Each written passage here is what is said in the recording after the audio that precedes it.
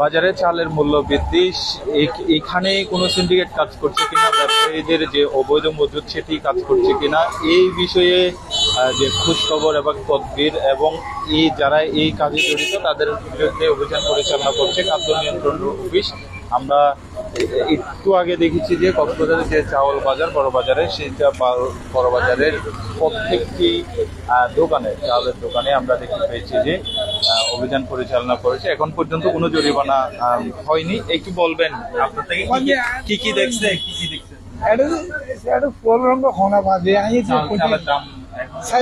দাম ছোটা টোটা চাইয়ে তো এটা দাম কেমন এখন?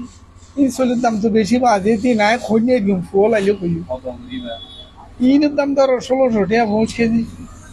হঠাৎ করে যে দাম বাড়ে গিয়ে ইন কোরবানোর পরে দিন উরুস্তুল বাড়ে গিয়ে আমরা কথা বলবার চেষ্টা করছি। এখানে যারা ব্যবসায়ী আছেন তারা বলছেন যে আমরার যে বিশেষ যে স্রোত সেটি বলছেন, এবং আমরা অন্যান্য যে চাউল বাজারের দোকানগুলো সেগুলো একটু দেখাতে চাই, যেখানে খাদ্য অফিস অধিদপ্তরের যারা কর্মকর্তা রয়েছেন তিনি অভিযান পরিচালনা করছেন, আমরা সেটি দেখাবার চাই। একটু যে কাটিং ভান্ডার যেটি দোকান রয়েছে সেখানে অভিযান পরিচালনা করছেন। এই অভিযানকে পরিচালনা করছেন খাদ্য নিয়ন্ত্রক, জেলা খাদ্য নিয়ন্ত্রক আবু কাউসারের নেতৃত্বে।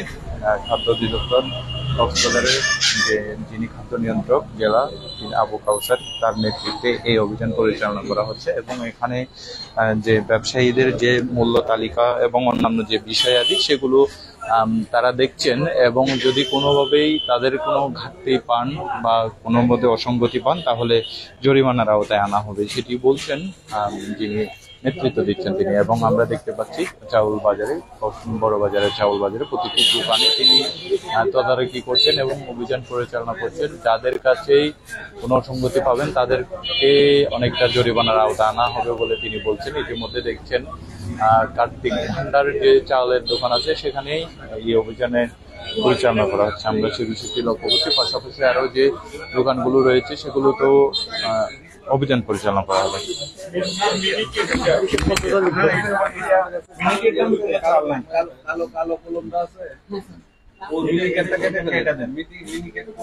আসলে মিনিকেট নামে কোন জাত আমাদের বাংলাদেশে হয় না। এটা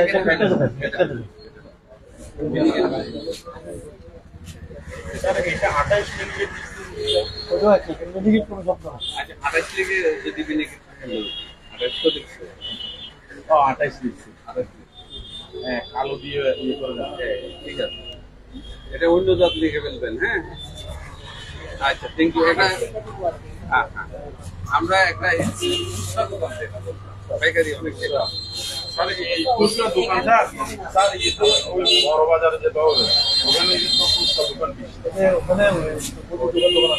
বেশি দেখছেন। এবার পাইকার বাজার ছেড়ে খুচরা দোকানে যাবে সেটি বলছেন। বড় বড় আড়তগুলা দেখলাম, অর্থাৎ এখানে যারা ব্যবসাটা নিয়ন্ত্রণ করে এই ব্যবসায়ীগুলা আমরা দোকানগুলা পরিদর্শন করলাম, এখানে তেমন একটা অনিয়ম পরিলক্ষিত হয়নি। তো আমরা চলে যাব খুচরা কিছু দোকান দেখবো, সারা পড়ানো দরকার আছে, যেখানে আরো লাভ করে বিক্রি করে বেশি ব্যবধানটা ওইটা দেখি এখান থেকে চালান নিয়ে ওখানে কত বিক্রি করতেছে। খাদ্য অধিদপ্তর যে চালের মূল্য নিয়ন্ত্রণে অনেকটা কাজ করবে অনেকে। হ্যাঁ খাদ্য অধিদপ্তর তো এটাই করে। কিরকম করে? দুইটা সিস্টেম। সরকার কিন্তু এই খাদ্য বিভাগটাই হলো ভর্তুকি বিভাগ। একবার সরকার বেশি মূল্যে ক্রয় করে, এখন 49 টাকা কেজি আমরা চাল কিনতে, সিদ্ধ চাল ক্রয় করতেছি, এটা ম্যাক্সিমামটাই মোটা চাল। আর 48 টাকা কেজি হলো আদব চাল ক্রয় করতেছি, আর ধান ক্রয় করতেছি হলো 36 টাকা কেজি, যেটা বাজারে অনেক কম। তাহলে এখানে সরকার ভর্তুকি দিচ্ছে, কিসের জন্য দিচ্ছে? সরকার যাতে কৃষক ন্যায্য মূল্য পায় এবং সামনে আবাদে আগ্রহী হয়। উৎপাদন না করলে তো আমরা পাবো না, এটা একটা। আর পরবর্তী পর্যায়ে আমাদের স্টকটা যখন গড়ে ওঠে, সরকারের কাছে যখন মজুদ থাকে, পরবর্তী পর্যায়ে যখন বাজার মূল্যটা একটু ঊর্ধ্বগতি হয়ে যায়, কৃষকের ঘরে যখন ধান চাল না থাকে, তখনই আবার বাজারটা ঊর্ধ্বগতি হয়ে যায়। তখন সরকার করে কি বিভিন্ন চ্যানেলে, হ্যাঁ কিছু খাত আছে আমাদের, যেমন খাদ্য বান্ধব, ওএমএস, হ্যাঁ, তারপরে কাবিখা, তারপরে জিআর, বিজিএফ, এই বিভিন্ন খাতে এই চাউলগুলা বাজারে ছেড়ে দেয়, তাও ভর্তুকি মূল্যে। খাদ্য বান্ধব 15 টাকা কেজি, আর ওএমএস হলো 30 টাকা কেজি। তাইলে এটা বরাবরই ভর্তুকি দেওয়া হচ্ছে। এখন পর্যন্ত কোনো অসঙ্গতি কিংবা নিয়ম পাননি। এখন কক্সবাজার পাই নেই, বিভিন্ন উপজেলাও করবো আমরা এগুলা।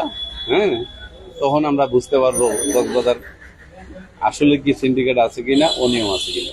আজকে তো শুরু করলাম মাত্র, আমরা অনুসন্ধানে আছি। ধন্যবাদ আপনাকে।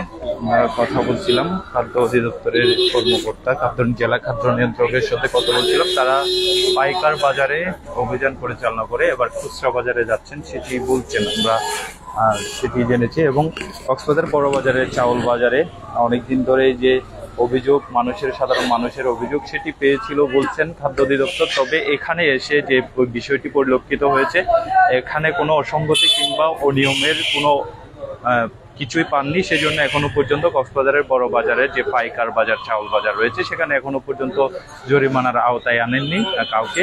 এবং ইতিমধ্যেই অভিযান, যে পাইকার বাজারের অভিযান, সেটি শেষ হয়েছে এবং যে খুচরা বাজার সেখানে যাচ্ছেন খাদ্য অধিদপ্তর। এবং সেখানে যদি কোনো অসঙ্গতি কিংবা অনিয়ম পায় তাহলে সেখানে জরিমানার আওতায় আনবে ব্যবসায়ীকে, সেটি বলেছেন। আমার কাছে এই ছিল সর্বশেষ। এখন এতক্ষণ সাথে থাকবার জন্য ধন্যবাদ।